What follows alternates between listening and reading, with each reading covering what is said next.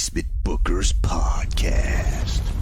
Hello, everybody, and welcome to the Basement Bookers Podcast. It's me, Basement Jared. The year is 2023, and people are still telling me wrestling is scripted. Wrestling is scripted. With me is my co-host, Rich Derez. Welcome to the Basement Bookers Podcast, everybody.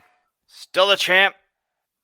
Great. Now we're going to Spoiler talk alert. about Backlash, the aftermath of Backlash, and what it did and how everybody feels. That's the segue to Backlash, huh? What should I do? I don't know. Last Saturday was Backlash, and this Saturday we're going to talk about Backlash. That's right, Jer. And the opening match in Backlash was the Raw Women's Championship, Bianca Belair. That's right. At the first match of Backlash was Io Sky versus Bianca Belair in a smooth transition from the beginning, straight up your tailpipe into your mouth, all over your face, neck, and chest. Bianca Belair and Io Sky tore it down, tore it up, did it up, went there together. Rich, what do you think about this match? That was good. First off, I like the match. Good, solid opener. I like that we had storyline progression with the tension within Damage Control. Sexual tension between us and Bayley and the scissors that attacked her pants at Backlash. Those were pants. Those were good pants. I like those pants. Would like to see more/less of those pants. Bianca Belair used her one hand and hoisted up Io Sky and dropped her on her stupid face. That's power right there. I did forget about Okay. that. That was She almost did that, very bad. Okay. And when I say that, I mean the heel, which was supposed to be apparently, because I don't know, I think the Puerto Rico wanted Io Sky to win the belt. It looked like there was a shift there. I wonder if they could have just did like Rock Hogan and just for that match, just flip it just to see. That could be fun. It probably would have been better if the finish wasn't so predictable. I watched it live and I said exactly what was going to happen. And not exactly what I said happened. So next we had Seth Rollins beat Omos. What a contest. Despite Omos attacking Seth before the bell, which, it's par for the course for a heel, particularly be managed by MVP. It took a super stomp. I don't remember if it was off the second rope or the top rope. All he did was go on the top rope or top or second rope. This is also something that was readily predicted easily here. There's no reason for the future winner of the Seth Rollins Please Don't Go Heavyweight Championship to lose to Omos in a Backlash. It was just what you would expect. It's not as fun as, say, if he was fighting Brock Lesnar or Braun Strowman, but, you got to put him in there with different guys. I think basically they're just building Omos's resume. They're having him they're giving him some high-profile matches against high-profile people right now to build him up so he can finally ultimately become the monster they want him to be, which maybe by next Mania. Or this Mania. Whatever. Doesn't matter. Omos is going to wrestle Bad Bunny at WrestleMania 40, probably. Or Logan Paul. One of those guys. Oh, maybe Logan Paul. Yeah, maybe Logan Paul and Bad Bunny. Triple threat for the clout. Or Logan Paul's iCloud account. Yo. The winner gets that, whatever that means. It was Austin Theory versus Chunky Boy Bronson Reed and the almighty Bobby Lashley. This, of course, went exactly as I said it would, with Austin Theory doing the old take. I'm out of here, you guys, and then just, do the Yoki dope rope-a-dope on poor Bobby Lashley there. But it did work when it needed to on Friday night, because Bobby Lashley finally learned a thing. He won his qualifier. A lot good it did him, because we all knew it was going to be Seth Rollins versus AJ Styles, for it only to be Seth Rollins anyway. The most predictable world title tournament ever. I called it before Seth even won his match. It's just academic here. Oh, about this match. It was fine, I guess. You should totally insert the clip or the reel of what you said would happen and then it happening. Yeah, last time I did that, YouTube copyright struck me on my own reel. Nice. So I don't want to... I had to remove You can't it from use the that. episode. It belongs to you. Yeah. What? I don't know. It's so stupid. Oh. It's on the Basement Bookers Pod IG. There you go. Man, I hate YouTube. This was Rhea Ripley versus the entire island nation of Puerto Rico for us all to be folded up like a pretzel, exactly like I said was going to happen. We all knew this. It was, I wasn't expecting for Captain Puerto Rico to come out in the form of Zelina Vega, but I was feeling pretty good about it.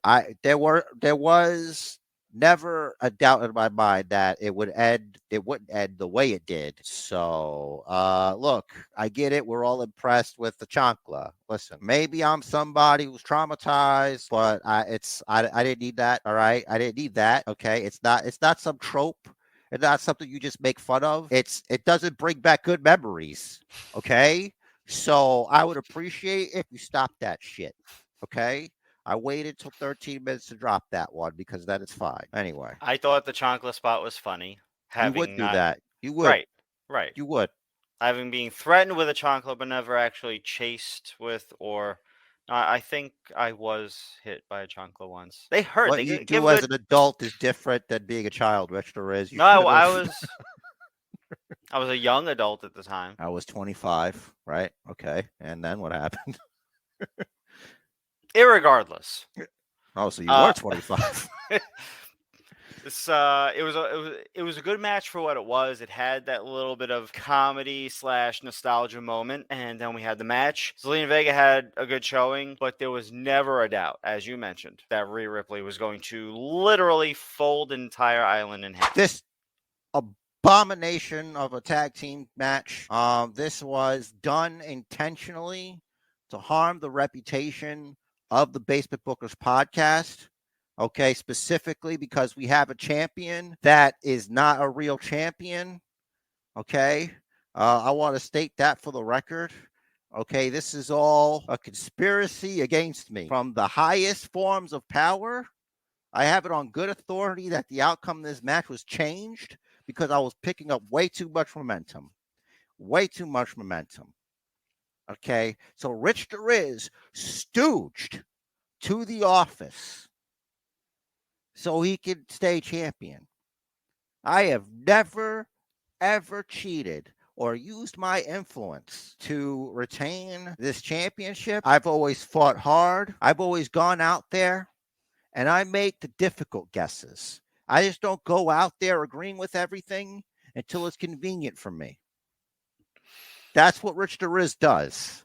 Now, that being said, I did lose, but it was the illegitimate champion, Rich DeRiz, throwing his weight around. I don't have any proof. I don't have any evidence, and I most certainly don't know who they are. But you have to trust that this was all a part of an elaborate conspiracy theory. You need to shave with Occam's razor because then you'll know that the simplest solution is the truth. That's all I got to say. That was a good match, I guess. It was definitely a good match. I did not throw any sort of weight around. I don't know what you're talking about. All I did was call my buddy Shmuley and All I know let him know. is that you texted me with fear. So that you made a call and they did it on the fly. Some people do it. And I knew something was suspicious because for a while the referee was on the earpiece or something. I get it. The office wants a controllable champion. They don't want some unstable lunatic representing the Basement Bookers podcast, whatever the heck that means. But I will be the champion again. And then the inmates run the asylum. Because if you want me to be that, I will be that. The Basement Championship is an important title, and it needs to be held by someone with a certain air of dignity about them. Rich DeRiz, you are the world's oldest hall monitor. That's what you are, and that's what you'll always be. Don't make me get my sash. See, we all know. I mean, the defense rests. The defense rests. Or the prosecution. I don't know what that was. So, the jury, people of the jury. Regarding the match itself, we almost saw Solo hit the spike on main event Jay. You know, I think when the Tribal Chief becomes the World Heavyweight Universal Tag Team Champions at Night of Champions, and then enters himself into the Money in the Bank ladder match, and cashes in on Seth Rollins and becomes the undisputed Universal Heavyweight Tag Team Champions. Of all things. Of all things, you know, because it was the Usos that gave the Tribal Chief an idea. It's like, what are you dedicated a tag team to me for? I'm not even a tag team. Mm-hmm.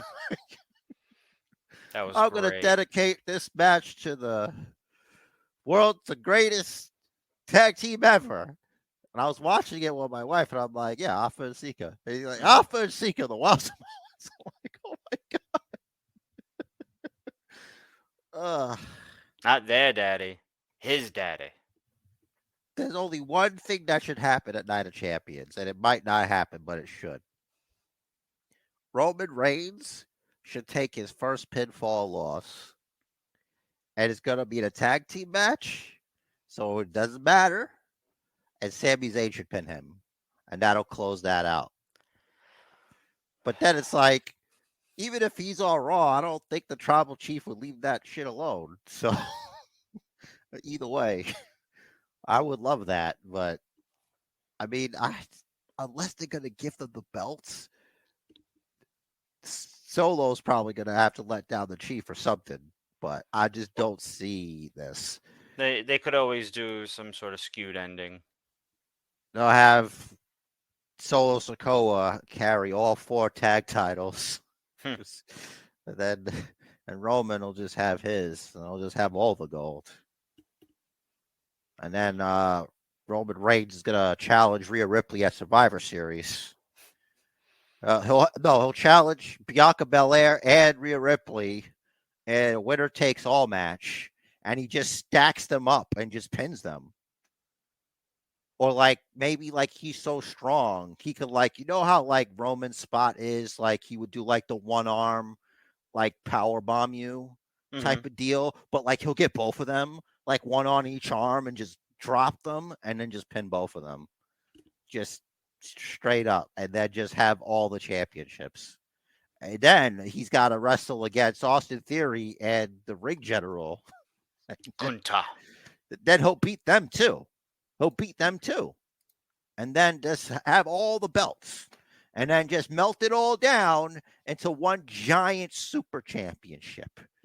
The super colossal, undisputed, forever weight champion. Roman Reigns. And then he'll rule for 1,000 years. They'll have to make a new wrestling Mount Rushmore with Roman Reigns' giant head, and then just like the bloodline, just smaller. It's mostly the Tribal Chief. Yeah. Anyway, but Heyman's a little bigger than the Usos, but just further in the background. Yeah, there was a match in this conversation, but nonetheless, That's right. A lot of all the dramatics. You don't come here for all that. You come here for what the skinny is, okay? And the 411 is things ain't looking too good on the island of relevancy right now for the Usos, anyway. Or the brothers Uso. They are the problem. Called. Yeah. Yeah, don't forget Bad Bunny versus Priest. Yeah, that was actually before that. Okay, I'm just saying. I'm sorry. Do you wanna be the captain? Do you want to be the captain? You were complaining about being the captain before. Do you want to be the captain? You're welcome. I did say this the other day. We were talking the other day. Yeah. Do you want to use maybe the other last day? week? I don't know what other day it was. It was another day that was not today. You want to use recollection? You want to use recollection with me? When it works, I will use it. You want to recall with me? You over here? You recalling with me? It's like, wait, something in my brain. I remember.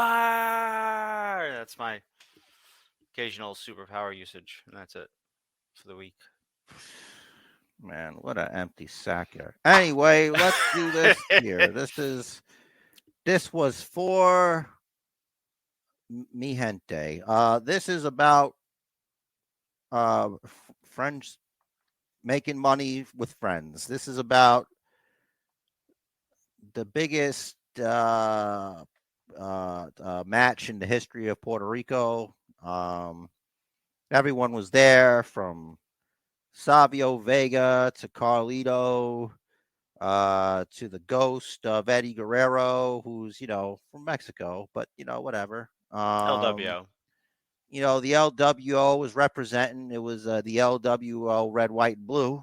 Obviously, I did see a sea of LWO shirts, but not as much as I thought I would see. Look, there's just something strange about Finn Balor being backed off by old ass Savio Vega that just okay, whatever. I mean, it's not like there's two of you and him, and then the other guys came, albeit slowly, but here we are. Um,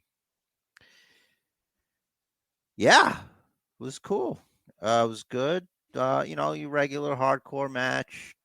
Priest legs get messed up and gives him a weakness for the Bunny Man to exploit, and they really put the proverbial foot on the gas. They really pushed up that hill with a bike and came back with the motorcycle. A cool motorcycle with the Puerto Rican flag on it, and they rode it together as a family. Um, Two hometown heroes out there together fighting because honor demands satisfaction. It's about family. It's about the family that you meet, you make. All those things. Hmm. Are you all right? Yeah. Okay. You were like stuck on cliches for a minute there. What do you mean? I was describing the match. All of those things were in the You match. didn't say fun. It was a fun match. Oh, fun! If you want, like, if you get off on two friends destroying each other physically, knowing they might not be the same after that. I'm the unstable one. Okay. I'm just saying Well, it was a fun match. But to your point, they really should. Someone should ask, why would Finn Balor back down from Savio Vega? Before they do it. When someone's laying out how this is happening, someone should have asked, why would Finn Balor back down from Savio Vega one-on-one? because Finn Balor knows that he faces not Savio Vega alone, but he faces Quang and the legions he commands. That's right. If Quang. you don't know, you don't know. But if you know, Savio Vega's Quang. Or he was. I don't know if he still is. I don't know how that works. If it's something that you always are, you know. I think Quang is Are you always under the rug. Quang? I think he's just it's under the rug. It's Savio Vega. Interesting. Yeah. I will reiterate what everyone has pretty much said about this match in that number one, Priest carried what he had to, and that was great, being the veteran that he is. I'm glad that management is starting to see him as a main event star, and I look forward to what that will turn into. And as far as Bad Bunny, I think it's really, really difficult to argue that he is not the best celebrity wrestler.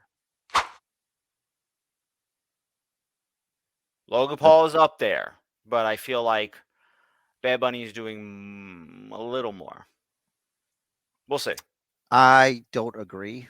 I think maybe like physically because he's doing like a hardcore match, but I think it's unfair because if you are you going by this match because this was a hardcore match, there wasn't really any there's no like real like super psychology here. You know what I mean? Like it's not like Logan Paul wrestled Roman Reigns at a Saudi Arabia event. That's true. Like I don't think like a regular match. He's done regular matches. None of this street fight stuff. All his stuff has been regular matches and have been good. So I think Logan Paul's better than Bad Bunny. And Bad Bunny had I don't know who did Roman's match, but Bad Bunny, it was Priest, him, and the Brian Kendrick that put this match together. So I don't know what the point of that was, but Logan Paul wrestled Roman Reigns. Logan Paul wrestled Roman Reigns. the undisputed Universal Champion, the Tribal Chief. Mm-hmm. How dare you put respect on his name? You know, he didn't win, but they was talking about that match. It was real good, dude. I think he's better, but I guess we can, you know, we don't always have to agree. I'm But I probably, to be fair, I'm probably a victim of my own memory. So I'll say this: if you are a casual fan and you like this celebrity involvement, it's a good time for you right now. I'd love to see Bad Bunny try to do a better buckshot lariat than Hangman. Okay. Which Hmm. is what Logan Paul can do. I So think Bunny would do could do a better buckshot than Logan Paul. Largely in part because he's shorter and would be easier for him to land properly. all right. Well, until that happens, Logan Paul does it better, I think. Because he does it. Yeah. So that's my point. Two, two men who don't like each other. And then there's Cody Rhodes and Brock Lesnar at Backlash, and they're gonna take on each other. And this match, it didn't disappoint. If you were looking for Cody Rhodes to beat Brock Lesnar, and also for Brock Lesnar to be the one that's cut open, then this was for you. Um, of course, no one can beat Brock Lesnar clean these days. So Cody had to attack Brock before the bell. And here we are. So Cody wins by turning the Kimura into a pinning predicament and has to run for his life. Although on his way out of the ring, he almost met the steel stairs with his face. So that was something. I missed that part, but yeah, they did a good job of telling the story that Brock is absolutely dominating, and Cody by no means earned that victory. He squeaked by just barely. And then, of course, we had the aftermath of that, which was on Raw with the vicious attack by Brock Lesnar. We saw the stitches in his forehead, saying, "Look at my face." It was, as you called it, like the most intimidating thing ever. And they're going to run it back at Night of Champions. Brock said fight, though. Brock said he wants to fight Cody Rhodes, but they're still promoting it as a match. So I wonder if it's going to be turned into a street fight or something between now and then. Or a fight pit match. They could certainly do a fight pit match. Because that's like a cage match. Yep. Did you like Backlash, everybody? I'm sure you did. We need to come up with a rating system. All right. So I think it was a stronger pay-per-view than most non-Big Four that we've had in a while. Based on the star power involved, the storylines going into it, I think it was overall high profile, very well done. all right. So from now on, we're gonna say it's a pay-per-view or a premium live event. So if it's a pay-per-view, that means it's good. And if you had to pay $50, you wouldn't be upset that you paid $50. And as a premium live event, it's like, yeah, it was fine for $10 that I forgot that I had to pay. $9.99. Something like that. Whatever you got to pay for Peacock. So I'm gonna give this PPV all day. I think Puerto Rico's the best crowd for obvious reasons. No Amazing crowd. bias, but the best crowd in the world. They're looking to make this into an annual thing like Backlash Puerto Rico for life. It sounds great, but I don't know. But we shall see. I read that they probably won't make it an annual thing because this was paid for by the tourism board of Puerto Rico, And typically tourism boards don't pay to bring in the same act every year. Well, it won't be as profitable, I guess, but they could still make it profitable with merch and Right. building the card like they did here. But I don't know if they're always gonna have Bad Bunny. Right. The thing is, the tourism board put up $1.5 million to WWE for the event. That's nothing. Vince has $9 billion. He can do this. He can do this all day. If he wanted. I heard that he's gonna be CEO for life and afterlife. Even like after Vince, who will of course outlive all of us. He will in perpetuity be like, the whatever is in charge, forever. He's the perpetual CEO, Chief Eternal Officer. They're gonna put his brain on like a computer, and he's gonna be like Arnim Zola in Captain America. He's just gonna exist on a computer giving orders for Hydra. I mean WWE all day. It's like just printing out creative on like a Scantron. It's like, I don't know how to read this. Just put it in the machine. Here's Rich the Riz for the quick hits of what you might have missed and some things that he thought was pretty cool. Yep, got 3 quick hits I want to discuss right here, right now. First up, Zoe Stark beat Nikki Cross in her main roster debut. One thing that I noticed about Zoe Stark in this match was she looked like she felt more comfortable than just about any other NXT call up previously, as if like it wasn't a call up, as if she had been there the whole time. So good on her for all that prep work she had done to get to that point. Number 2, Cameron Grimes made his main roster debut in a super quick win over Baron Corbin. And that's how you do it. Corbin talks trash, you hit your finish, you go cash your check.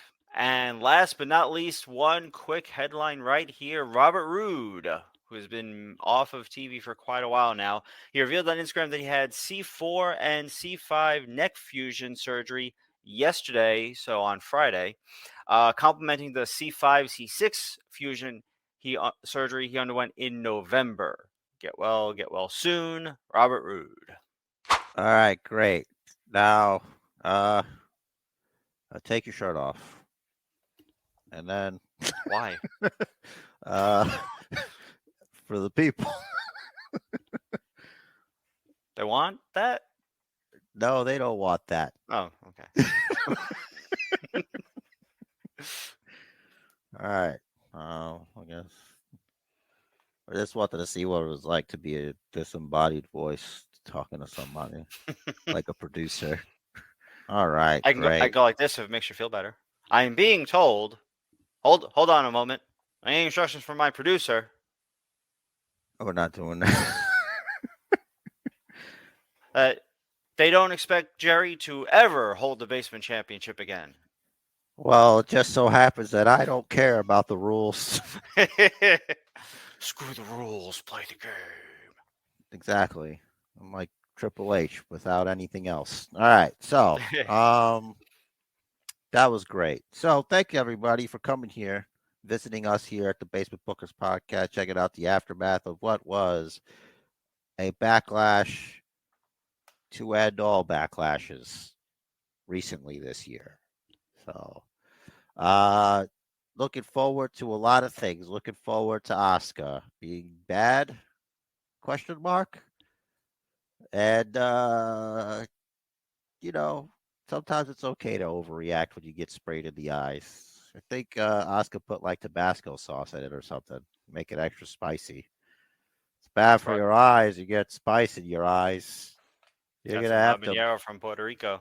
habanero sauce specifically from the fans of the EO Sky from Puerto Rico. I mean, I can't think of anything more exciting than boy, Bayley. She's a failure, isn't she? She's just losing. She's just taking L's. Just doing all the favors for her friends. Is she going to renew her contract? I don't know. Yeah, she will. Sure. Yeah. Well, who's looking to make an impact? Not Bayley. So, That would be Trinity. well, everybody, thank you for coming here to the Basement Bookers podcast, checking out what we thought about Backlash. And now that we're done talking about what we thought, we want to know what you thought about it. What do you think the best match was? How did you feel about Backlash in general, the crowd, Bad Bunny beating Priest, Seth Rollins becoming the first ever winner of the Seth Rollins Please Don't Go Championship? What do you think about that? And the most predictable tournament in the history of tournaments. What about you, Rich? Do you have questions? I have plenty of questions, none of which that would actually pertain to this podcast, though. Okay, great. Well, feel free to check out the link tree that's linked below. It's got all the Basement Bookers Pod socials. You want to go to Instagram, Basement Bookers Pod and the Instagram. Buttercup, you go over there, you check out all the reels. Just get in there, get it all in there, get all the reels, and keep it real, like the Basement Bookers podcast. And if you don't know, now you know. Like Jer said, do the link tree, comment below, let us know. Jer's got a party message. The match of life is scheduled for one fall, so make it count. And do what the man says. Follow the Booker.